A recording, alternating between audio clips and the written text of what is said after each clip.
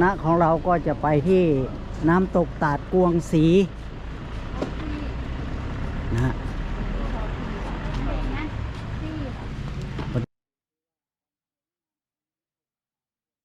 ดูซิว่าความสวยงามของน้ำตกตาดกวงศรีเป็นยังไงซื้อปีก่อน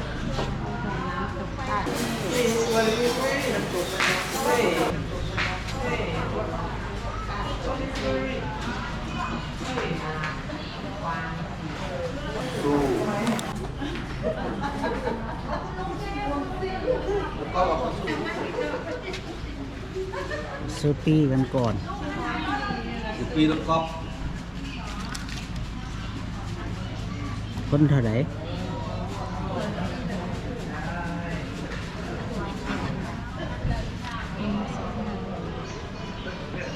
15,000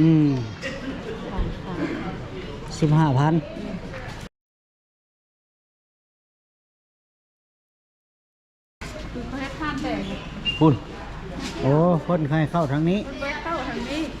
คนในเข้าทางนี้ฮะคนในเข้าทางนี้ปีหมดเลยเขาคนขึ้นคันนี้เลย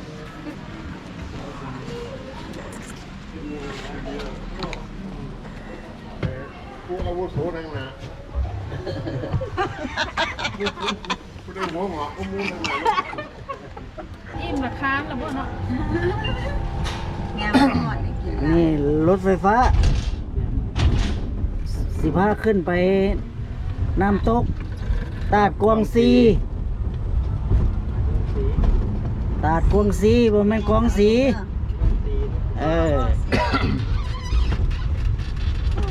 เอาดูสิเป็นจังไดสิสวยงามส่ำใดงามที่สุดเลยงามที่สุดเลยเอางามสุดๆเป็นอะไรงามสุดสุเจ้าสิม่วนซึมซ้ำใดบัดลงให้ย่างลงบอกมีรถขับเยอะรถทับคือกันเนาะบ่ดอกสิให้ผู้เฒ่านี่นะย่างลงนี่นะผู้นุ่มแล้วสิขี่รถลงผู้เฒ่าอยู่ทั้งหลังนี่ให้ย่างลง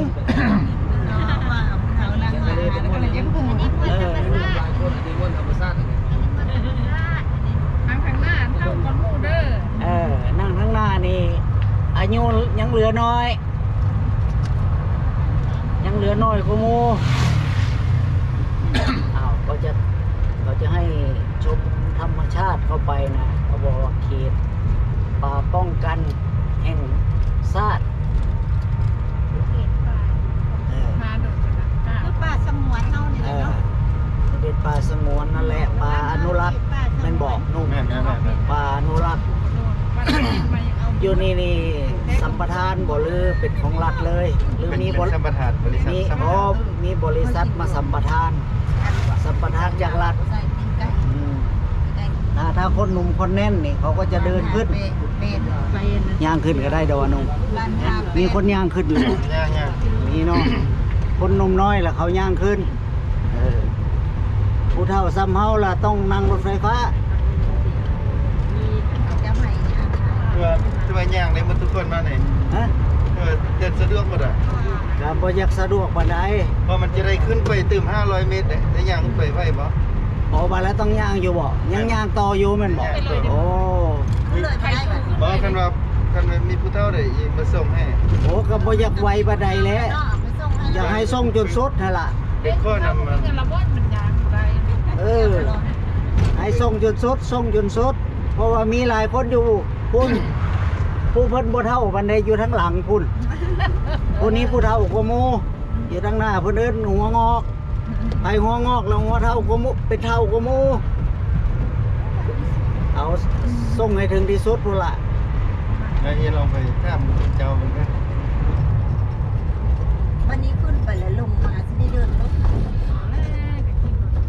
ไม่ยังส่งซ้ำนี้บ่ซะมันฮอดนี้จะลองไปข้อให้เจ้าว่าเจ้าให้ขึ้นเอาไปคอเบิ่งดูคอได้บ่ผู้เฒ่าคนย่างบ่ฮอดซั่นดอกอยู่นี่บ่แม่นมีผู้หนุ่มเด้เอาใค เขาก็ลงไปขอก่อนนะเขาบอกว่าขอขึ้นไปหน่อยได้ไหมมีแต่คน ตึงกันได้เรื่องนี้ มีแต่คนหนุ่มเหลือน้อยนี่ พามาเคลียร์เอง เห็นให้เขาดูแล้วคนกูเพื่อเสียก่อนนี่เขาเพื่อก็ได้รักเพื่อแล้วเพื่อดิ ก็เรียกเอาผู้ที่ย่างให้ผู้ที่ย่างมาให้เราจะเป็นส่ง เอาสมมุติว่าอันคนดึงยางบ่ได้แหละเฮอขี้แต่พูดยางบ่ได้เห็นปะ ผู้ย่างได้ก็ผู้ติดตั้งนั้นคือนั่น เหลือนั้นเฮอยางเอา เจ้าคน จังขี้ เนี่ย คือไปเป็นขวบเราเลย ไปผู้ใดพ่อย่างได้ก็ย่างเอาผู้ใดย่างบ่ได้หันนั่งไป ยายนั่งเถิดเดี๋ยวให้เฮาย่างก่อน เขาก็บอกว่า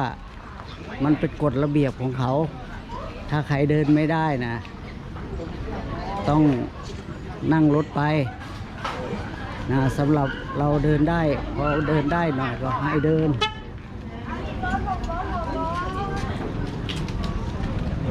บายบายพวกขาเคทั้งหลาย เดินรถเด้อเอ็ดว่าปิ้นหลังหน้ามาทางหลัง อุทยานน้ำตกตาดกวงซี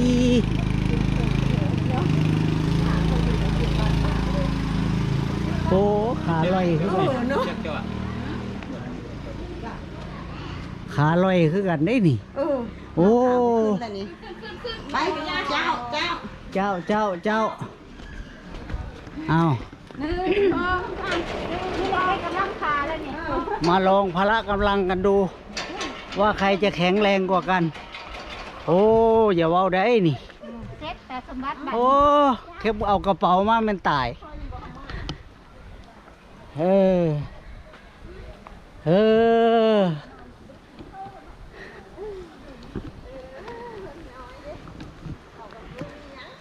ห้อยไปยังไงบ่พวกนั้นคือว่าสิท่าจักหน่อย ถ่ายที่ข้างนี่ถ่ายวิทย์เจ้าหน้าที่นี่เดี๋ยวถ่ายที่ข้างนี่ถ่ายวิทย์เจ้าหน้าที่นี่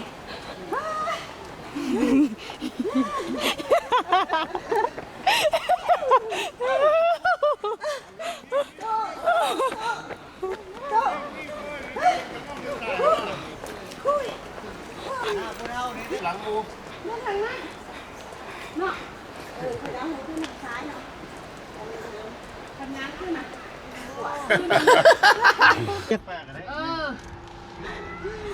โอ้ก้าวขาก็บ่อยากออก โอ้ยเอาดึงแทนนะน่าเห็นบ่โอ้ยผู้เฒ่ากูมูนี่ ใจบ่ หักแหงขนาดเลย โอ้มันมีระเบียบการของเขาอยู่เนาะ มันคือตะก้อนในคักแล้วตะก้อนไหนก็ได้จะขึ้นแล้วพวกเงินเสือขึ้นเลย เดี๋ยวนี้เงินเพิ่นกูเอาบ่ เดี๋ยวนี้เงินก็จะมาเอาอีก เงินเขากูเอาเฮ้ยตามระเบียบการไป อันนี้มันยังไงขึ้นได้ดิเขา มาชม ฮับ โอ้ กันเลยครับ ฮับเลย ได้เอาเบอร์โทรไว้เลย เบอร์โทรก็ ลงมาได้ สวยงามสวยงาม ไม่กันสิใจเงินที่น้ำผู้โตต้องฮับได้ เป็นมาแล้วก็สวยงามนะครับร่มเย็นเป็นสุขพืชพันธุ์ป่าไม้ยังอุดมสมบูรณ์สองข้างทางนี้นะโอ้ ยางขึ้นเลยเสียบกันเอายางขึ้นเลยเป็นบ่เอาสิ่งอ่อนจังว่าอยากยาง ถ้ากวางซีก็น่าจะเป็นตัวนี้คือไอ้กวางตัวนี้แหละเขาเรียกว่าตาดกวางซีกวางซีก็คือเขามันจะเล็กนะมันจะไม่ยาวตระกูลของกวางนะเขาเรียกว่าตาดกวางซีนะ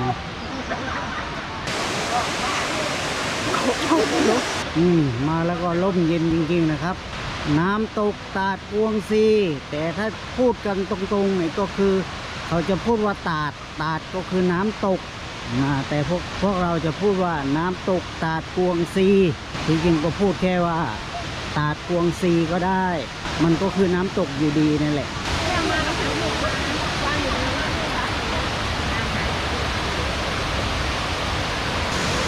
คนบอกว่าห้าม ห้ามเหยียบสาย สายก็คือตัวนี้สายสลิงตัวนี้เขาห้ามเหยียบก็ไม่ใช่สวยงามไปหมดเลยท่านเชียงอ่อนก็หมุน360องศาเลยเพราะว่าชอบมากสวยจริงๆน้ำตกตัวนี้สวยมากน้ำเป็นสีครามเลยแหละน้ำเป็นสีครามขึ้นมา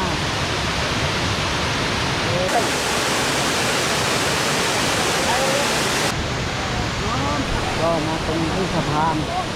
นะครับมาขึ้นสะพานอย่างนี้ก็ดูไปแล้วก็สวยงามไปอีกแบบ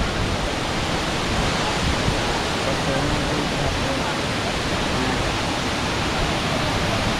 น้ำตกตาดกวางซีนะครับหลังจากนี้เราก็จะไปจุดต่อไปนะครับเดินไปอีกจุดหนึ่งตรงจุดไหนเราก็ตามเขาไปว่าเราจะไปที่ไหนบ้างมาตกตรงนี้มันก็เป็นอีกชั้นหนึ่งนะครับหลังจากที่ชั้นใหญ่ๆนั้นมาเราเห็นว่ามองเห็นแล้วก็มาแถวนี้เขาบอกว่ายังไงห้ามอาบน้ำในบริเวณนี้เขาบอกห้ามอาบน้ำตรงนี้สวยมากน้ำเป็นสีฟ้าเลยน้ำเป็นสีฟ้าสีสวยมากมันก็จะเป็นน้ำตกเป็นระดับลงไปเขาจะทำอะไรตรงนี้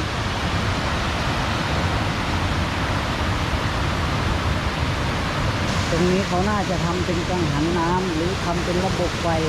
แต่เขาก็คงเลิกไปแล้วมุมนี้ก็สวย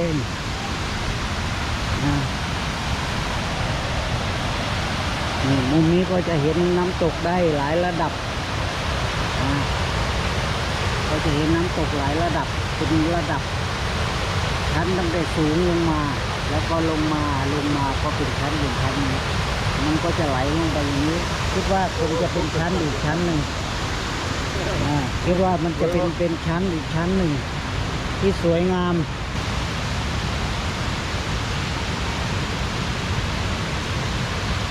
เขาบอกตรงนี้ห้ามอาบน้ำหมดเลยก็มีระดับชั้นอย่างนี้ไว้ก็มาเป็นอีกชั้นหนึ่ง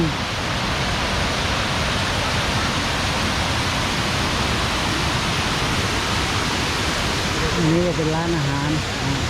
ก็จะเห็นว่ามีฝรั่งเริ่มเยอะขึ้นฟังเสียงน้ำตกครับ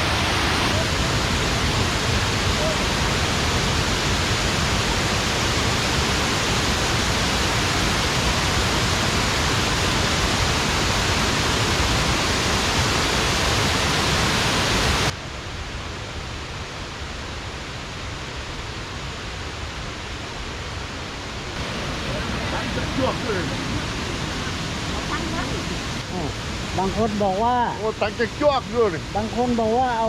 ปิ้งใส่ตำมะครัวอร่อยมากโอ้น้ำสีมรกต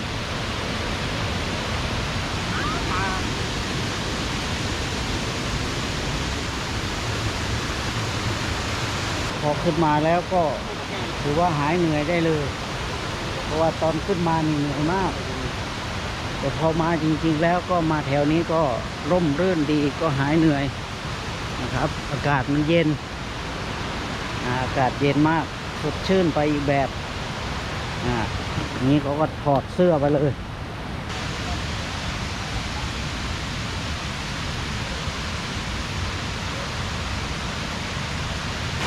That's cool.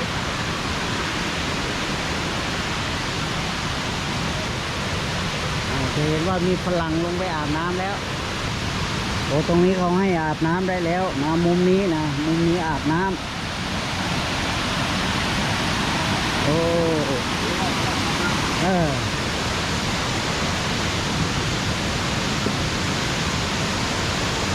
อาบได้ตรงนี้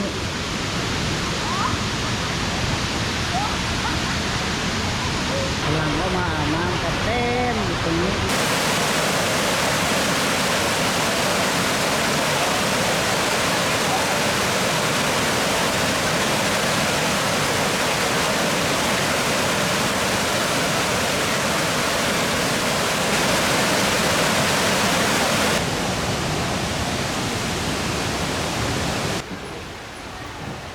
อ้ที่นี่เขาที่นี่เขาจะมีสัตว์ป่าให้ดูด้วย โอ้นนโอ้มันหมีเด้อวะหมี โอ้มีสวนสัตว์ เป็นสวนสัตว์อ๋อกระจก ต้องมองผ่านกระจกมีหมีด้วยนะเนี่ย ช่วยชมช่วงคุยไม่รักษากันเลย อ้าวจะเห็นว่ามีหมี มีหมีอยู่2 ตัวกำลังจูจีกันอยู่ ลายตัวได้เป็น10พุ่นเด้ บอกอ๋อนี่บ้านหมี ตีนอน ตรงนี้จะเป็นที่ขายของที่ระลึก You were stuck in here where would you go to hide? They were fine with that. วันนี้เข้าป่ามาหาหมีพอมาหาหมีก็เจอหมี ถ้าเราไม่อยากนั่งรถ เราไม่อยากนั่งรถก็ลงไปทางนี้อันนี้ทางย่างป่านี่เขาบอกก็แล้วแต่เราโอ้อยากย่างเอาก็ได้